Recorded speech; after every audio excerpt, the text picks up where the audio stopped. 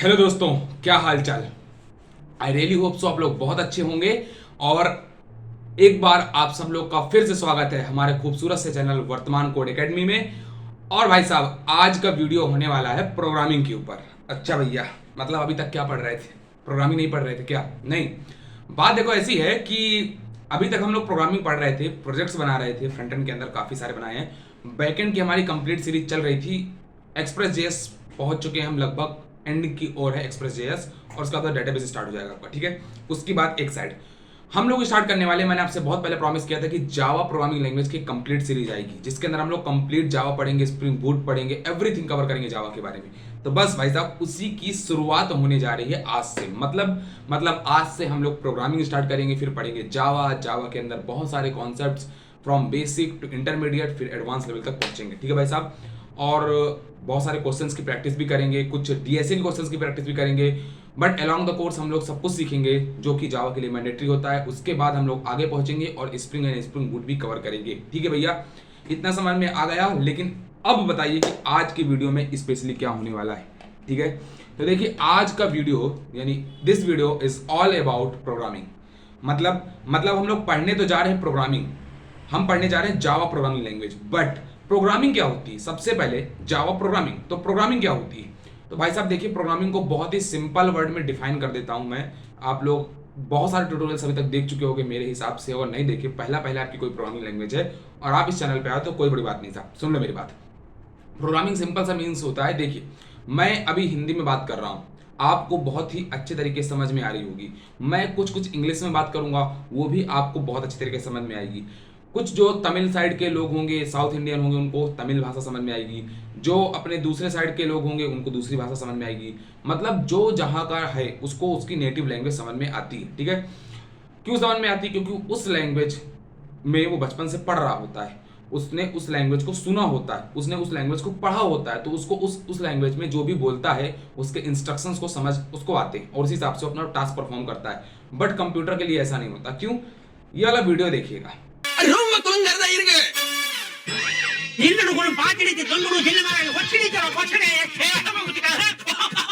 देख लिया?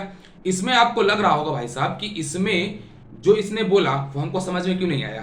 क्योंकि वो किसी ऐसी लैंग्वेज में बोल रहा है जिसको हम लोग समझ नहीं पा रहे हैं, अंडरस्टैंड नहीं कर पा रहे। सेम चीज होती है कंप्यूटर के साथ। कंप्यूटर हमारी या आपकी लैंग्वेज नहीं समझता। मतलब अगर मैं बोलूं कंप्यूटर प्लीज 2 नंबर का सम कर दो, कंप्यूटर नहीं कर पाएगा। क्यों? क्योंकि अब आप लोग बोलोगे भैया आजकल तो एआई आ गए, हम तो कुछ भी बोलते हैं एलेक्सा से और वो तो करवा सकता है, हम कंप्यूटर में वॉइस असिस्टेंट लगा सकते हैं। उसकी बात नहीं कर रहा मैं सिंपल बात कर रहा हूँ कि अगर मैं वॉइस असिस्टेंट वगैरह कुछ भी ऑन नहीं करता और मैं बोलता हूँ कि कंप्यूटर तुम मेरा टास्क करके दे दो, तो क्या कंप्यूटर टास्क करके देगा? नहीं, वो टास्क करके नहीं देगा। और देखिए, वॉइस असिस्टेंट वगैरह की जो बात है ना, वो भी बिहाइंड द सीन कुछ अलग तरीके से काम करता है। अगर वॉइस असिस्टेंट आपको बनाना है तो उसके लिए भी आपको प्रोग्रामिंग ही आनी चाहिए। तो at the end of the day आपको प्रोग्रामिंग तो सीखनी ही सीखनी है। तो प्रोग्रामिंग क्या होगा साहब? मतलब आप कंप्यूटर से कोई टास्क कराना चाहते हो कंप्यूटर की ही भाषा में, वो हो गया प्रोग्रामिंग, ठीक है भैया। तो प्रोग्रामिंग का मतलब सिंपल सी बात कि हमको कंप्यूटर से टास्क परफॉर्म कराना है उसी की भाषा में, उसी की लैंग्वेज में, ठीक है। Very good. तो कंप्यूटर की भाषा क्या होती है? वेरी गुड, आगे समझिए। देखिए, हमारे पास जो हमारा सीपीयू होता है, जिसके पास डेस्कटॉप होगा, उसके घर में ऐसा कोई बॉक्स टाइप का दिखता है ना, जिसको आप लोग सीपीयू बोलते हो। एक्चुअली में वो केस होता है, सीपीयू नहीं होता। सीपीयू उसके अंदर एक छोटा सा प्रोसेसर होता है जिसको हम लोग बोलते हैं central processing unit, CPU, central processing unit. उसे कोई लोग प्रोसेसर भी बोलते हैं, कई लोग माइक्रो प्रोसेसर भी बोलते हैं। कुछ ऐसा दिखता है वो, ठीक है। सबके लगभग सीपीयू में लगा होता है, या जिसके लैपटॉप हो, किसी में भी हो, हर कंप्यूटिंग डिवाइस में, जितने भी आपकी कंप्यूटिंग डिवाइस होंगे ना, सबके अंदर आपका प्रोसेसर लगा होता है। इस प्रोसेसर का काम क्या होता है? प्रोसेस करना। प्रोसेस मतलब कोई आपने जो इनपुट दिया है उसको पढ़ना, समझना, उसके हिसाब से एक्शन करना एंड देन आपको आउटपुट प्रोड्यूस करके देना, ठीक है भैया। ऐसा समझ में आ गया? ठीक है। मतलब हमारे पास जो सीपीयू है उसके अंदर प्रोसेसर लगा हुआ है, जिसको आप लोग सीपीयू बोल दीजिए, प्रोसेसर बोल दीजिए, माइक्रो प्रोसेसर बोल दीजिए, वो लगा हुआ है। तो वो हमारा टास्क परफॉर्म करके देता है। हाँ, मतलब वो जो हम बोलेंगे उसको समझेगा, हाँ, इसके हिसाब से वो टास्क परफॉर्म करेगा, बिल्कुल। उसके बाद वो आउटपुट देगा, बिल्कुल सही। तो भैया फिर दिक्कत क्या है? फिर तो हम इसको बोल देते हैं, कंप्यूटर जगह हम बोल देते हैं हे सीपीयू हमारा काम करके दे दो, तो क्या करके दे देगा? नहीं, यहां पे भी प्रॉब्लम, क्योंकि ये है आपकी एक सेमी कंडक्टर डिवाइस। अब जो जो क्लास 12th या 11th अच्छे से पढ़ के आया, क्लास 12th खासकर, उसमें आप लोगों ने एनपीएम, पीएनपी, सेमीकंडक्टर डिवाइस के बारे में काफी कुछ पढ़ा होगा। तो उनको पता होगा कि सेमीकंडक्टर जो डिवाइस होती है ना, वो सिर्फ दो चीज समझती है, एक समझती है 0 वोल्ट और एक समझती है 5 volt. 0 volt and 5 volt. 0 volt का मतलब होता है ऑफ, मतलब आपकी सेमीकंडक्टर डिवाइस जो है उस करंट टाइम पे वर्क नहीं कर रही। और 5 वोल्ट का मतलब होता है कि वो समय करंट पोजीशन में वर्क कर रही है। मतलब भैया जब तक हमारे सीपीयू को 0 वोल्ट मिल रहा है, इस माइक्रो प्रोसेसर को, इस प्रोसेसर को जब तक 0 वोल्ट मिल रहा है तब तक तो वो ऑफ है, और जैसे ही आपने उसको प्लस का 5 वोल्ट दिया वो ऑन हो जाएगा। बिल्कुल सही बात है। तो भैया फिर तो मतलब हम जो पावर दे रहे हैं, हाँ, तो उससे ही हमारी सेमीकंडक्टर डिवाइस चलती है। बिल्कुल। तो मतलब हमको लाइट की भाषा में बोलना पड़ेगा, मतलब करंट की भाषा में बोलना पड़ेगा। नहीं, इधर समझो।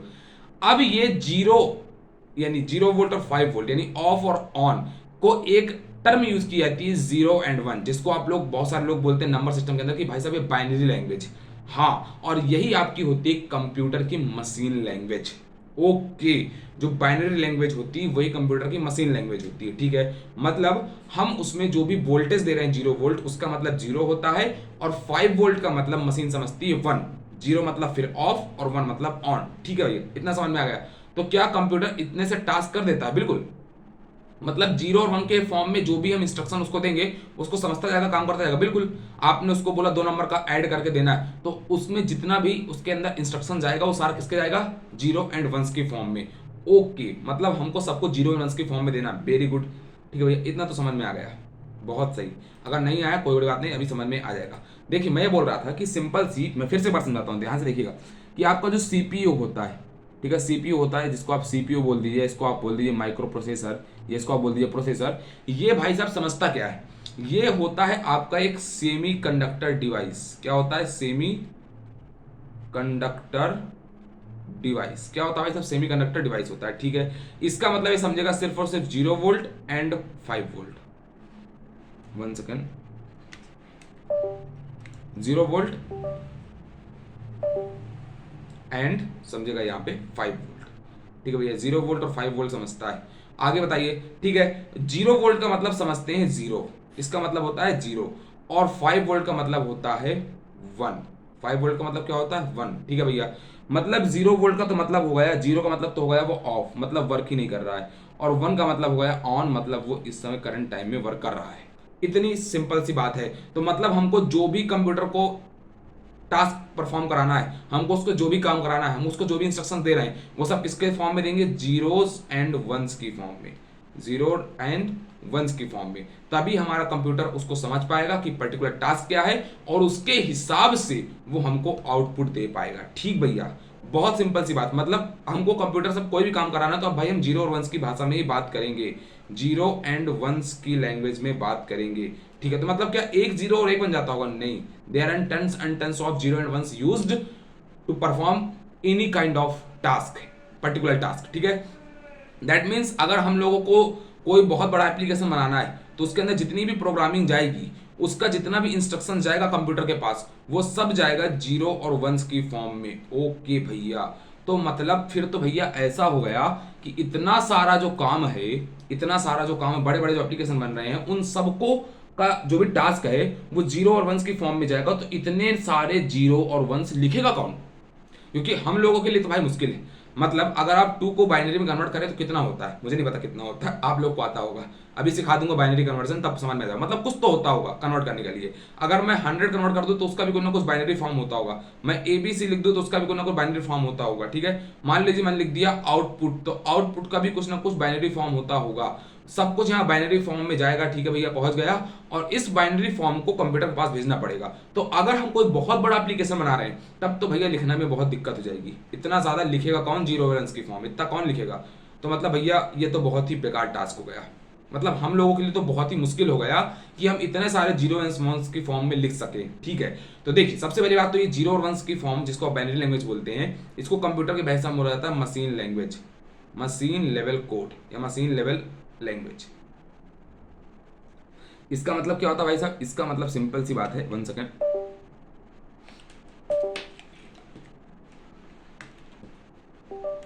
ओके, इसका मतलब होता है आपका कंप्यूटर समझता है सिर्फ और सिर्फ मशीन लैंग्वेज को, मशीन लेवल लैंग्वेज को, ठीक है, मतलब जीरो और वंस की फॉर्म को, ठीक है। तो अब हम किस में लिखेंगे भैया, फिर हम लोग लिखेंगे कोई ऐसी लैंग्वेज में जो हमको समझ में आ जाए, यानी जो ह्यूमन को समझ में आ जाए उस लैंग्वेज में लिखेंगे।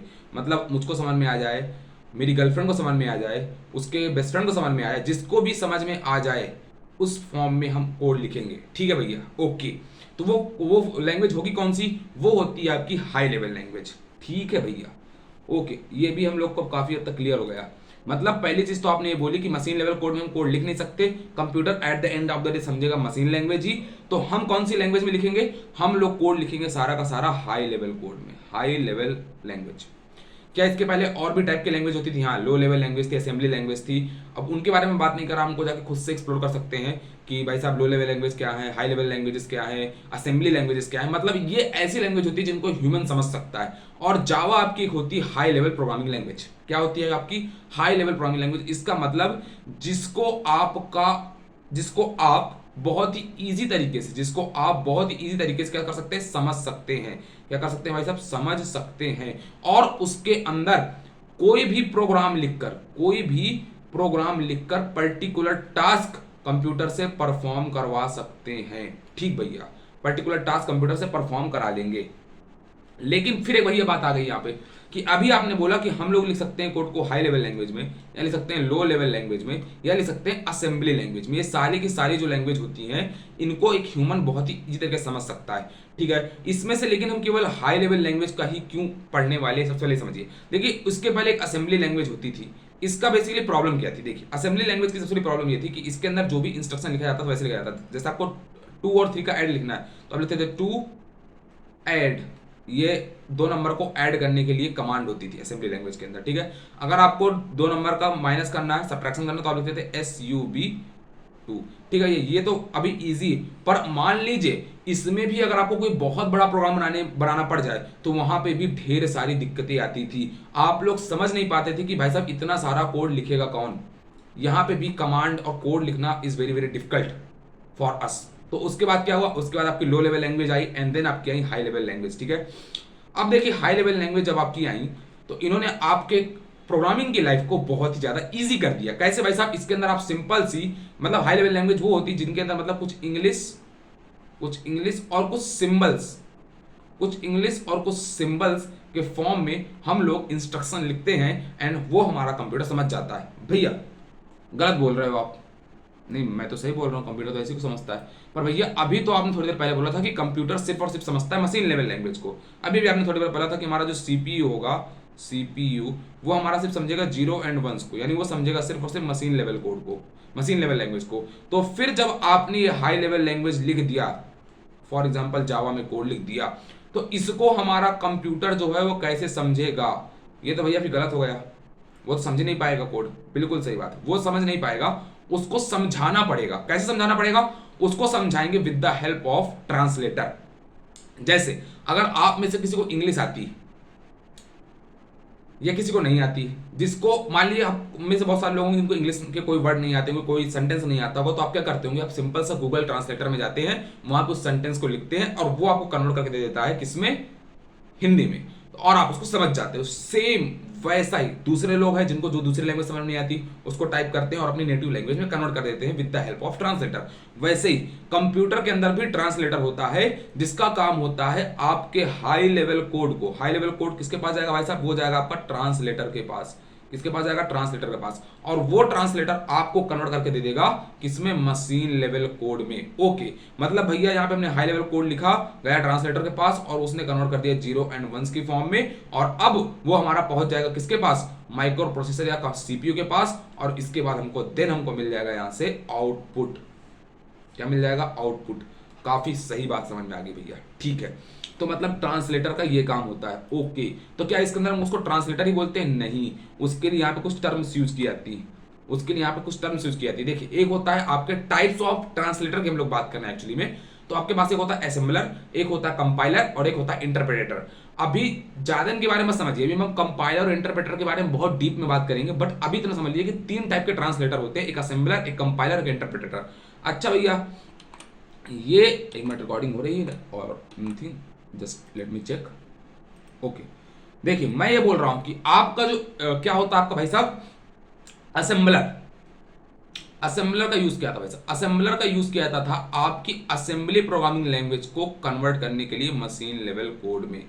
ओके, मतलब असेंबली प्रोग्रामिंग लैंग्वेज जो थी उसको हम लोग यूज करते थे इसमें कन्वर्ट करने की मशीन लैंग्वेज में। तो उसके लिए जो ट्रांसलेटर यूज होता था उसको हम लोग बोलते थे असेंबलर। हाँ, ओके। और इसके बाद कंपाइलर और इंटरप्रेटर, ये दोनों यूज किए जाते हैं आपके हाई लेवल कोड को कन्वर्ट करने के लिए मशीन लेवल कोड में। भैया एक मिनट, कंपाइलर और इंटरप्रेटर दोनों का यूज किया जाता है, ठीक। बट फिर दोनों में डिफरेंस क्या है, अभी बेसिक में इतना डिफरेंस समझ लीजिए कि कंपाइलर जो होता है ना वो पूरे प्रोग्राम का एग्जीक्यूशन पढ़कर रीड करने के बाद करता है, और कंपाइलर एक one line by line program को रीड करके उसका आउटपुट देता है, कंपाइल करके उसका आउटपुट देता है। भैया अभी समझे नहीं, समझो इधर देखो समझाता हूँ। कंपाइलर बेसिकली क्या करता है, देखिए कंपाइलर का बेसिकली काम क्या होता है।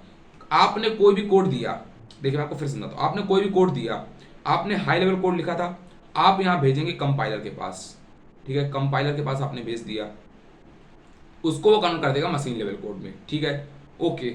इंटरप्रेटर का भी ये काम है। तो डिफरेंस क्या होता है, कंपाइलर जो क्या करता है आपका, देखिए पूरा होल प्रोग्राम जितना भी आपने मान लीजिए 100 लाइन का कोड लिखा है, तो पूरा का पूरा 100 लाइन का कोड क्या करेगा, रीड करेगा। अगर किसी एक भी लाइन में एरर आ गई, मान लो देखो जैसे यहाँ पे आपने पहले लाइन लिखी, ठीक है, फर्स्ट लाइन, फिर यहाँ पे आपने लिखी सेकंड लाइन, फिर यहाँ पे आपने लिखी थर्ड लाइन, फिर यहाँ पे आपने लिखी फोर्थ लाइन, ऐसे आपने फोर लिख डाली। पहली लाइन आपकी सही थी, ठीक है, सही थी। दूसरी भी आपकी सही थी, सही थी। तीसरी आपकी लाइन हो गई गलत, तो आपका कंप्लीट प्रोग्राम जो होगा वो एरर दे देगा और आपका प्रोग्राम नहीं चलेगा। अभी हम समझेंगे एरर वगैरह क्या होती है प्रोग्राम के अंदर, बट वो आपको दे देगा पूरी की पूरी एरर। एक पूरा लाल लाल लाल लिख के आ जाएगा, पूरा लाल लाल, तो भाई साहब वो लाल लाल लिख के आ जाएगा और उससे आपका प्रोग्राम नहीं चलेगा, आपका कंपाइलेशन एरर आ जाएगा, ठीक भैया। पर इंटरप्रेटर मतलब, अब देखिए यहाँ पे आपकी पहली लाइन सही थी ना, दूसरी भी सही थी, बट आपको आउटपुट किसी भी लाइन का नहीं मिला, आपको पूरे प्रोग्राम में एरर आ गई। बट इंटरप्रेटर के साथ ऐसा नहीं होता। इंटरप्रेटर क्या करता है, वो पहली लाइन पढ़ा, ठीक है, सही है, दूसरी सही है, तीसरी गलत है, ठीक है, तो पहली और दूसरी लाइन का आउटपुट दे दो, इसके बाद एरर दे दो। तो मतलब जहां तक आपका प्रोग्राम सही होगा वहां तक का आपको आउटपुट मिल जाएगा, उसके बाद जहां से वो गलत होगा वहां से प्रोग्राम ब्रेक कर जाएगा। बट कंपाइलर में क्या होता है, कंपाइलर में जिस भी लाइन से प्रोग्राम होगा वहां से ब्रेक कर जाएगा और आपको पूरा का पूरा प्रोग्राम ही एरर देगा, एक भी लाइन का आपको सिंगल लाइन का आउटपुट नहीं मिलेगा। तो इतना समझ लीजिए बस। प्रोग्रामर और एक कंपाइलर में काम होता है कि कंपाइलर होता है वो पूरा का पूरा कोड को एक साथ पढ़ता है और इंटरप्रेटर लाइन बाय लाइन पढ़ता है, ठीक है। वो पूरा एक साथ कोड को पूरा रीड करता है, जहां भी एरर होती है पूरा प्रोग्राम में एरर दे देता है, और interpreter line by line code पढ़ता है, जहां से एरर होती है वहां से प्रोग्राम एग्जीक्यूशन मारता है और उसके ऊपर का सारा आउटपुट देखने को मिल जाता है, ठीक है। बहुत प्यारी बात, इतनी बस बात थी आपकी इसके बारे में, ठीक है। कंपाइलर, इसके बारे में और डीप में बात करेंगे कि कंपाइलर और इंटरप्रेटर में क्या डिफरेंस होता है, इनको हम इनकी इस वो समझेंगे, क्या बोलते हैं, आर्किटेक्चर वगैरह को बहुत आगे जब चल के समझेंगे, बट स्टार्टिंग में आपको कोई समझने की जरूरत नहीं, ठीक है। अब हम बढ़ते हैं एक स्टेप और आगे, और अब हमारा मेन काम है अपने जावा को डाउनलोड करना, क्योंकि देखिए हम पढ़ने वाले हैं इस पूरे कोर्स इंट्रोडक्शन में जावा, और जावा आपकी होती है high level programming language, and साथ में होती है purely object oriented programming language, ठीक है भैया, वेरी गुड। आपकी जावा ऐसी होती है, ठीक है। अब देखिए हम बढ़ते हैं आगे। हमारा सबसे पहला टास्क है जावा को डाउनलोड करना, ठीक है। तो सबसे पहले यहाँ पे लिखूंगा जावा और डाउनलोड, क्या लिखना है, जावा डाउनलोड, ठीक है। पहली वेबसाइट आपको मिल जाएगी ओरेकल की, या दूसरी भी मिल सकती है, जहां पे आपको मिल जाए वहां पे क्लिक कर देना है जावा डाउनलोड, ठीक है। और ये आपकी वेबसाइट ओपन होगी, it will take some time, और यहाँ पे आपको आ जाएगा, ठीक है। इसके बाद आप यहाँ पे जाएंगे डाउनलोड जावा, डाउनलोड के अंदर चले जाइए, ठीक है।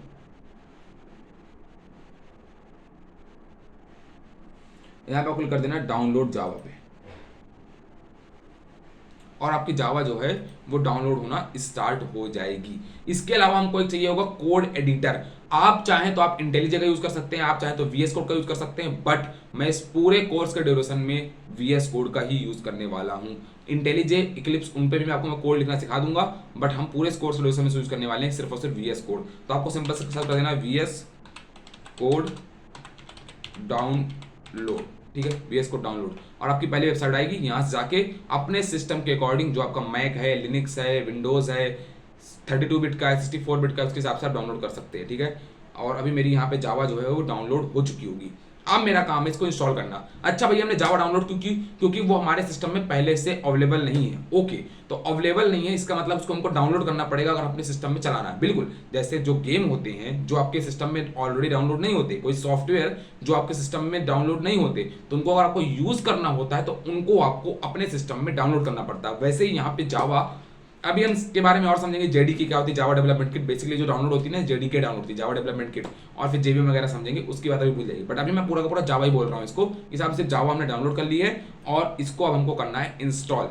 इंस्टॉल करने की प्रोसेस बहुत ही ज़्यादा ईजी, जैसे आप अपना सॉफ्टवेयर इंस्टॉल करते हैं, यहाँ आपको यस कर देना है, ठीक है, ओके, और आई थिंक इसको ओपन करना चाहिए, ओके, और इंस्टॉल कर देना। मेरे में ऑलरेडी इंस्टॉल्ड थी है पहले से, बट मैंने एक बार आपके लिए और इंस्टॉल कर दी है। अब देखिए इसके बाद आपका सेकंड टास्क ये है कि अब आपको पाथ सेट करना पड़ेगा जावा का। क्यों? क्योंकि अगर आप इन्वायरमेंट वेरिएबल में इसका पाथ सेट नहीं करोगे तो आप जब भी अपना प्रोग्राम किसी भी पर्टिकुलर फोल्डर चलाओगे, VS कोड से चलाओगे, तो आपको वहां पे मिलेगा जावा नॉट फाउंड या Java not set in your environment variable. तो उसके लिए क्या करेंगे, उसके लिए कुछ नहीं करना, सिंपल सी मैं आपको बात बताता हूँ। सबसे पहले आपको पहुंच जाना है अपने ड्राइव के अंदर, ठीक है, आपका जो भी सी ड्राइव है उसके अंदर आप पहुंच जाइए, ठीक है। वहां पे आपको एक फोल्डर मिलेगा प्रोग्राम फाइल्स करके, ठीक है। प्रोग्राम फाइल्स के अंदर आप जाएंगे, आपको मिलेगा जावा नाम का फोल्डर मिलेगा। इसके अंदर अलग अलग वर्जन होंगे, ठीक है। मेरे पास जैसे JDK 20 मतलब जावा डेवलपमेंट किट इसका फुल फॉर्म होता है, जो आपको सारे डेवलपमेंट किट प्रोवाइड करती है जावा को आपके सिस्टम में रन करने के लिए, ठीक है। इसके बारे में और आगे बात करेंगे।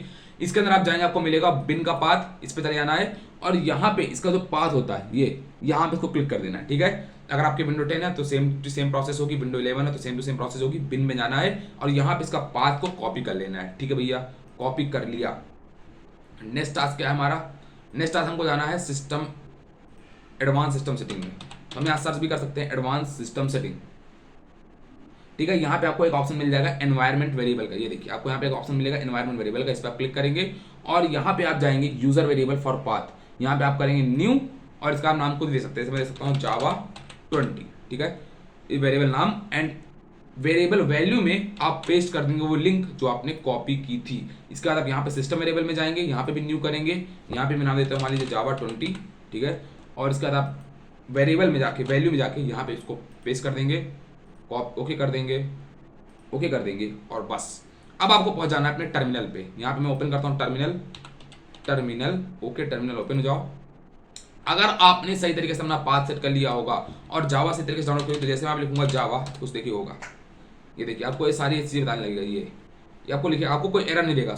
और इसके अलावा जैसे आप यहाँ पे लिखेंगे जावा -हाइफन वर्जन, तो आपको यहाँ पे जावा का जो करंट वर्जन है ये देखिए आपको देखने को मिल जाएगा। और जावा TMAC इन्वायरमेंट वेरिएबल सब आपको लिख के आने लगेगा। दैट मीन्स आपका जावा जो है वो सही तरीके से इंस्टॉल हो चुका है। एंड VS कोड को तो आपको पता है इंस्टॉल करना इज वेरी वेरी इजी, जैसे आपने जावा को इंस्टॉल किया था वैसे इंस्टॉल करना है, लेकिन आपको उसका पाथ वगैरह कुछ भी सेट नहीं करना है, ठीक है, वेरी गुड। अब हम लोग VS कोड के अंदर अपना पहला फोल्डर बनाएंगे जावा का, फाइल नहीं बनाएंगे, पहला फोल्डर बनाएंगे जावा का और उसके बाद उसको और समझेंगे। तो इस वीडियो में केवल इतना ही, जावा को डाउनलोड करना एंड इंस्टॉल करना और हमें समझा प्रोग्रामिंग क्या होती है। नेक्स्ट वीडियो में हम लोग जावा के बारे में और बात करेंगे और उसके बाद हम लोग लिखेंगे जावा का अपना पहला और फर्स्ट प्रोग्राम। तो अगर वीडियो पसंद आई हो तो प्लीज़ लाइक कीजिएगा, शेयर कीजिएगा दोस्त के साथ। Thank you very much.